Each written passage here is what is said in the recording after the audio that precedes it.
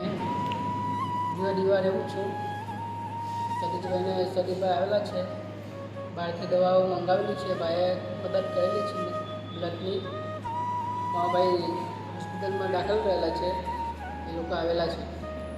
રાઠોડ અનિલભાઈનો દીવા ગામથી ફોન આવતા કે અમારા ભાઈ ભરૂચ સિવિલ હોસ્પિટલમાં એડમિટ છે, રાઠોડ હિતેશભાઈ, તો એમને જરા દવા અને થોડી બ્લડની જરૂર છે. તો એમની સાથે સિવિલમાં ચર્ચા કરી પછી અંદર દર્દીની મુલાકાત અમે ગયા અજયભાઈ અને અમારી ટીમ સાથે.